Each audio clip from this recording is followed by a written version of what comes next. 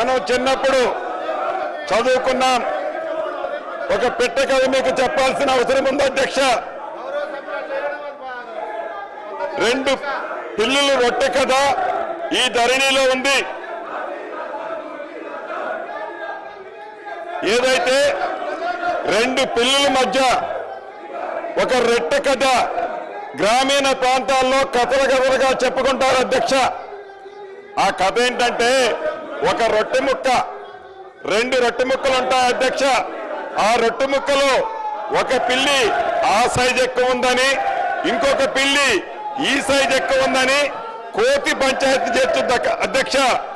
చివరికి 2 పిల్లుల్ని కాదని ఆ 2 రొట్టె ముక్కలని ఆ కథలో కోతి తిన్నట్లే ఈ ధరణి కాన్సెప్ట్ ని పెట్టి తెలంగాణ రాష్ట్రంలో ఉండే దళిత గిరిజన మైనారిటీ బీసీల వేలాది ఎకరాల భూములని ఆనాటి పెద్దలు కోతి సామెతలాగానే తన్నుకుపోయారు అధ్యక్ష.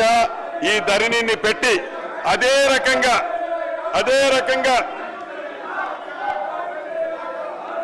ఇటు రాష్ట్రంలో అటు దేశంలో 2014 ముందు కాంగ్రెస్ ప్రభుత్వం తీసుకొచ్చిన రెవెన్యూ చట్టాలు సంస్కరణలు రైతాంగానికే కాకుండా యావత్ ప్రజానికానికి ఎంతో మేలు చేశాయని చెప్పడానికి గర్వపడుతున్నాను అధ్యక్ష.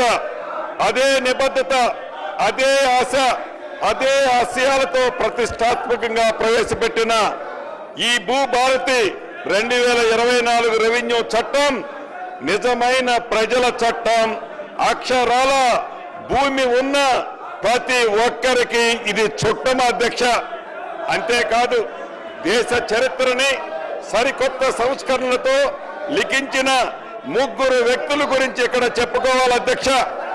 అదృష్టవశాత్తు ఈ సంస్కరణలన్నీ చేసింది తెలంగాణ బిడ్డలే కావటం మరొక విశేషం.